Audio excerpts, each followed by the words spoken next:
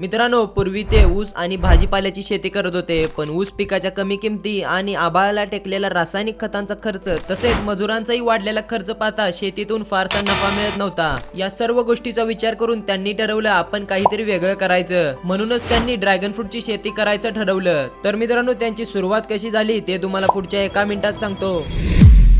जय शिवराय मित्रांनो, मी आलोय केरली या गावामध्ये राहणाऱ्या प्रदीप नारायण माने यांच्या ट्रेलिज मेथडचा यूज करून बनवलेल्या ड्रॅगन फ्रूटच्या प्लॉटला भेट देण्यासाठी। मित्रांनो, तुम्ही सगळीकडे रिंग पोल पद्धत बघितलीच असेल, पण या ठिकाणी ट्रेलिज पद्धतीचा वापर करून हा प्लॉट केलेला आहे। मित्रांनो, सरांनी हा प्लॉट प्रथमच केलेला आहे। पहिल्यांदा त्यांनी 4-5 प्लॉटला व्हिजिट दिली, त्यांचाही अभ्यास केला आणि वातावरणाचाही अभ्यास केला। त्याबरोबरच सोशल मीडियावरही माहिती पाहिली आणि योग्य माहिती घेतल्यानंतरच धाडस करून हा प्लॉट केलेला आहे। मित्रांनो, काय आहे ट्रेलिज मेथड, याचे काय फायदे आहेत, खरंच ट्रेलिज मेथडने उत्पादनाची वाढ होते का, ट्रेलिज मेथडला किती खर्च येतो, कोणत्या शेतकऱ्याने ही मेथड केली पाहिजे आणि कोणी नाही केली पाहिजे, अशाच बऱ्याचशाच प्रश्नांची उत्तरं आपण एका लॉंग व्हिडिओ मध्ये कव्हर केलेले आहेत आणि तोही व्हिडिओ आपल्या विषय उद्योजक या युट्यूब चॅनल वरती अपलोड केलेला आहे, तर नक्की जाऊन बघा। मित्रांनो, हा व्हिडिओ तुमच्या शेतकरी मित्राला शेअर करा आणि असेच माहितीशीर व्हिडिओ पाहण्यासाठी आपल्या पेजलाही फॉलो करा।